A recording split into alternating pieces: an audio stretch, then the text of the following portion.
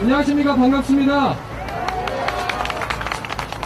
저는 브라이트 틴즈 청소년 전문 연구소 소장의 직임을 맡고 있는 이재욱이라고 합니다.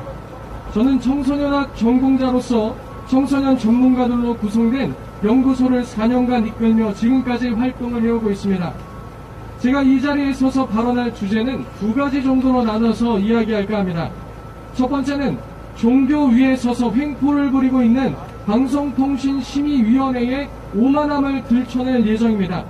두 번째는 방송통신심의위원회의 선택이 미래 청소년 세대에게 미칠 영향력에 대해서 한 말씀 드리고자 합니다. 먼저 방송통신심의위원회에서는 기독교 언론들이 교계와 사회에서 전문가로 활동하고 계시는 분들을 모시고 포괄적 차별금지법의 폐해에 대한 대담을 나눈 일을 문제시하였습니다. 방심위에서는 CTS와 극동방송에도 법정 제재 경고와 관계자 징계를 논의하였습니다.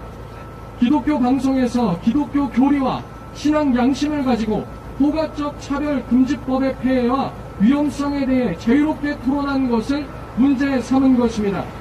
건전한 기독교 교리를 신봉하는 기독교인들이 게스트로 참여하였습니다. 이분들은 각 영역에서 전문가이시며 해당 일을 오랜 동안 관심을 가지고 옳은 길로 갈 수 있도록 현장에서 애써오신 분들이었습니다. 그런데 이러한 분들의 발언을 두고 차별과 혐오를 조장했다는 등의 평가가 방송통신심의위원회에서 나온 일은 너무나도 그리고 매우 유감스러운 일이라 할 수 있겠습니다. 이 일은 종교 탄압과도 같은 일이라는 점을 분명히 말씀드리는 바입니다. 프로그램을 기획한 해당 기독교 방송사들에 대한 경고 조치를 취하겠다, 또 관계자를 징계하겠다 등의 발언은 특정 기독교 교리에 입각하여 그들의 신앙을 말하지 못하게 재갈 물리는 시도이며 종교의 자유를 짓밟고 기독교 교리를 모독하며 한국 교회를 모욕하고 그 방송 제작과 후원하는 일에 동참한 1천만 성도의 마음을 차별하고 혐오하는 것입니다.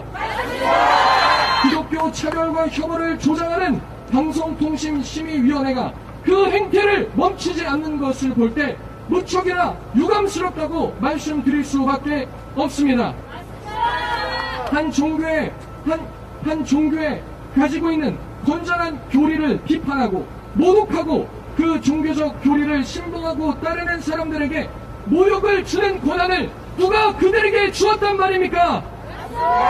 한국 교회를 우습게 보는 처사이며 심의위원들의 기독교에 관한 성경적, 교리적, 신학적 모지에 기반하여 성경적 견해를 재단하고 판단하는 것은 매우 안타깝고 유감스러운 일입니다.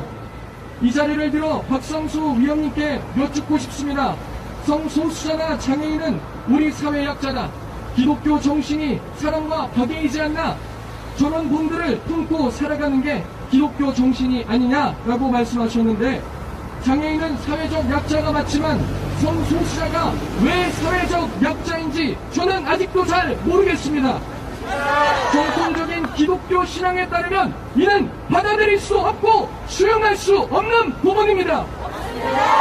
성소수자를 사회적 약자로 받아들여 그들이 하는 행위도 정당하다라고 말하라는 것은 기독교 교리를 포기하라는 것과 일반입니다.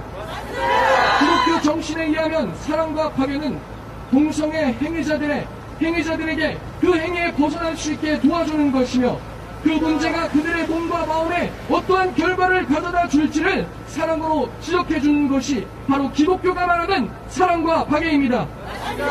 그들이 동성애 행위에서 벗어날 수 있도록 도와주는 것이 진정한 기독교 정신이라고 말할 수 있는 것입니다. 기독교 정신을 잘못 알고 계시는 분들이 기독교 정신을 언급하며 반기독교적인 진단을 내리는 것은 무척이나 유감스럽다고 말할 수 있겠습니다. 방송통신심의위원회가 현재 행하고 있는 역차별적인 행태들을 당장 처리하시기 바랍니다. 이를 통해 기독교 정신을 훼손시키려는 일을 그만두시기를 또한 부탁드립니다. CTS와 극동방송에 언급된 일들을 징계한다는 것은 기독교인들이 신봉하고 있는 신앙을 탄압하는 행위라는 사실을 반드시 인지하시기 바랍니다. 두 번째로는 방송통신심의위원회의 선택이 미래 청소년 세대들에게 미칠 영향에 대해서 말씀드리고자 합니다. 이소영 방송통신심의위원은 이렇게 말했습니다. 현재 교육 현장에서 동성애 반대 교육할 수 있나? 차별금지법이 도입되면 기존에 하던 걸 할 수 없다는 의미가 되는가? 이에 극동방송 김PD는 그런 교육을 하면 처벌하는 조항이 있다고 답했고, 이 위원은 동성애를 반대하는 교육은 원래 하는 것이 아니라며 학생인권 조례는 학생들의 권리를 보장하도록 규정한다. 차별금지법을 넘어서는 조례도 있다고 지적하였습니다. 네, 맞습니다. 이소영 위원님 잘 알고 계시는 듯합니다. 현재 학교 현장에서는 학생인권 조례를 통해 차별금지법과 비슷한 수준의 제재들이 들어가고 있습니다. 여학생들끼리 손잡고 다니고 과도한 스킨십을 하는 것에 대한 학생들의 불만과 원성으로 해당 학교 선생님이 공적인 장소에서 너희가 그렇게 하면 안 된다, 그렇게 하는 것은 공적인 장소에서 옳지 못하다는 일을 지적했다고 인권조사관이 들이닥쳐 선생님을 조사하는 것이 현재 교육 현장의 실태입니다. 여학생들끼리 사귀는 것이 뭐가 나쁘다는 것이죠? 언제 레즈비언을 우리가 나쁘다고 했습니까? 학교에서 그렇게 공개적으로 스킨십하고 다른 학생들에게 불쾌감을 주는 행위를 자제하라고 이야기한 것입니다. 그러나 학교 현장에서 이러한 것들을 역시 인권침해로 신고당하고 있는 현실인 것을 우리가 알 수 있습니다. 성소수자 측에서 내놓은 보고서 자료에 따르면 학생인권 조례는 조례안 작성 과정부터 한국 게이인권운동단체인 친구사회와 동성애자 인권연대가 참여했다는 사실을 밝혔습니다. 그리고 그들의 뜻대로 성적 지향에 관한 내용이 들어갔으며 이소영 의원 말씀대로 학생들의 동성애에 대한 권리를 보장받도록 제정된 사실 맞습니다.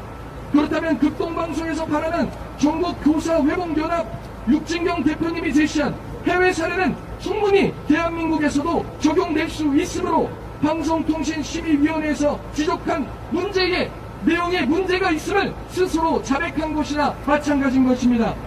이소영 위원은 일방적 주장만 계속 말하며 공포스러운 방식으로 법안에 잘못된 정보를 전달했다고 징계를 하자고 해야 하는데, 이소영 위원 본인 스스로가 학생들에게 동성애의 정신적 신체적 위험성조차 교육할 수 없고 차별금지법보다 더한 내용이 학생인권 조례 속에 담겨 있음을 스스로 시인한 꼴이 된 것입니다.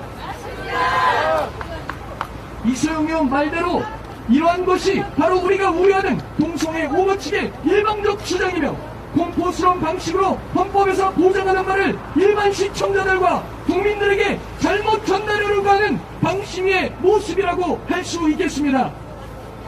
강진숙 위원님이 지적한 부분도 있죠. 차별금지법은 성별 호명을 잘못했다는 이유로 교사를 처벌할 수 있는 권한이 포함되지 않는 법인데 마치 처벌할 수 있는 것처럼 발언하여 시청자들을 공동케 하였다라고 말했습니다. 해당 프로에서 해외에 발생된 차별금지법과 학생인권 조례와 같은 상황에서 발생된 일에 대해 언급한 부분입니다. 이소영 위원이 말한 것과 같이 학생인권 조례를 통해 나타날 수 있고 그리고 현재 나타날 수 있는 현실에 대한 무감각함에서 나온 발언이라고 할 수 있습니다. 의원님들께 부탁드립니다. 무엇인가 징계를 하고 무엇인가를 재단을 하려면 잘 알고 하시기 바랍니다. 자, 지금까지 보시는 바와 같이 학교 현장에서 학생인권 조례를 통해 일어나는 일이 이 사회에서 차별금지법을 통해 방송통신심의위원회가 보여주듯이 발생할 수 있는 것입니다. 신앙적 교리에 따라 자신의 양심에 따라 특정 행위에 대한 비도덕적이고 비윤리적인 내용을 지적하며 앞으로도 위험성을 경고할 경우 역으로 우리는 이와 같이 제재당할 수 있음을 잘 보여주는 사례라고 할 수 있을 것입니다. 여기 앉아 계신 분들 그리고 영상을 통해 보고 계신 분들 절대로 묵과하지 마시고 침묵하지 마시기 바랍니다.